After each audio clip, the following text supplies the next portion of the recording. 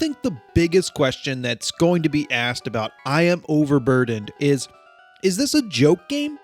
The answer is yeah, in some ways it is. Yet, I don't think being a joke was the entire point of the game.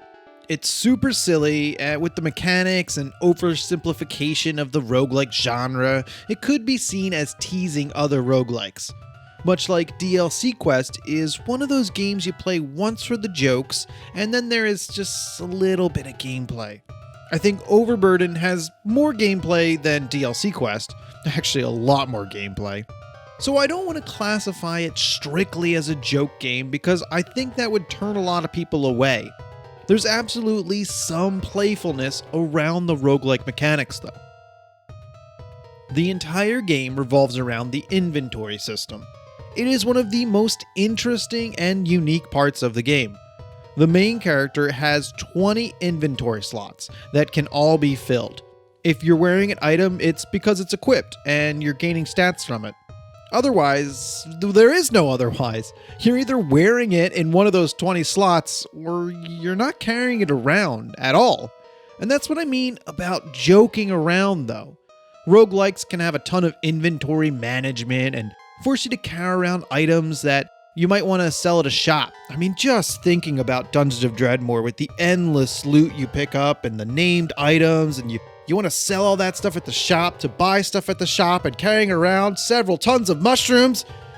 It just makes me a little stressed out about it, the inventory system. Whew. I Am Overburdened is the exact opposite. You can only carry what you wear. It's an interesting idea that leans on the fact that the game has a ton of different kinds of items. Playing I Am Overburdened is also a bit different than a typical roguelike. This is a turn-based game, but none of the enemies move. It's kind of strange. You can run around the entire level and possibly not interact with a single enemy. It's very rare though, since most of the time enemies will be blocking the path to the exit. It makes the game seem more like a puzzle game. That's because you'll need to consider if the gold or chest behind an item is worth fighting them. There will be multiple paths to the exit, and if you're low on health, it might be best just to take the most direct path there and hope there's a health potion on the next level. But the loot on the floor is calling. Should you tempt death and kill the monsters here for some loot, or just continue on? The level is static, which gives you a lot of time to think about your next move and plan the route, but a crossword puzzle is static too. I realize that's the point, an oversimplification of a roguelike game. I'm not sure if they went too far though. Perhaps I'm being too hypercritical on a small, silly indie game. The fact that it's a puzzle doesn't bother me. It's just weird. I Am Overburdened has a risk-reward gameplay that I enjoyed. If you're not careful, you have a real chance of dying. Decisions need to be made about the inventory as well. The 20 slots are unique, and if you pick up an item and the slot is filled, you need to make that decision about which item to keep. The combat is also up to you if you want to participate. What I mean by that is there will be enemies blocking your path, as I said before, but you can walk right past them and nothing will happen.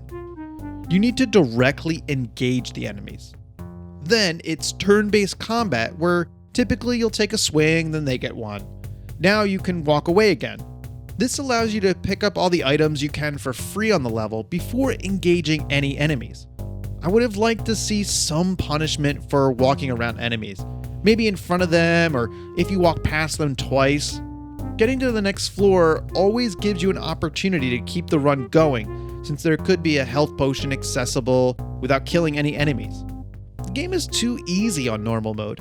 That being said, the game is quite difficult on nightmare mode, and I think that's the real game. Way more strategy is required to complete it, and it feels much more like an accomplishment. When I play nightmare, it's rare my health is ever topped off. Side note, picking up coffee to add to your speed attribute has such an annoying sound effect. There it is. It's some sort of, there it is again. It's just some sort of bugle, I guess stands for charge? It's okay, stop the sound. Because it's a speed increase? I don't know. It's loud compared to everything else, and it just feels really out of place and weird and Anyway, moving on. Overall, I'm really conflicted about the game. I want to first praise the developer for coming up with an interesting mechanic in such a small game. I think this game has its own unique spin, which is something I value higher than a lot of other aspects of a game. I think I Am Overburdened has good humor and the fun item text. It leans heavily on those items though to create a unique experience, which just makes the game very simple. It's missing that mix of mechanics that creates a complex system. There's no doubt I had fun playing, so yeah, I do recommend I Am Overburdened, but it's not for everybody. If you're looking for a short experience that can be beat a few times in a couple hours, then it might be for you. It's $5, which just seems to me to be worth it. I also beat it the first time I played, and that was apparently a bit lucky. It took me a few more tries to beat it a second time. It only takes around 30 minutes to complete on normal, which is why I say it's a short experience. I'd like to add that I have not completed the game on Nightmare mode yet. It is much more difficult, and I suggest you playing that mode. Oh yeah, one more thing. The developer is still working on the game. There's a Trello board that I linked in the description below. In the backlog, new game modes are listed as possible features. So even if you get the game today, there might be a future update which could add replayability. I realize that's not solid information, but I wanted to include it anyway. Hey, I saw a great video this week, and I didn't save it, I'm sorry, but it was about how the gaming industry as a whole isn't getting worse, just certain parts of it are getting worse, like loot boxes, AAA titles, you know how that goes. But indie games are still killing it and getting better every day. I just think that's a great point, and my channel hopefully showcases that. Thanks for watching. I'm out of time. I'll talk to the next one. Bye.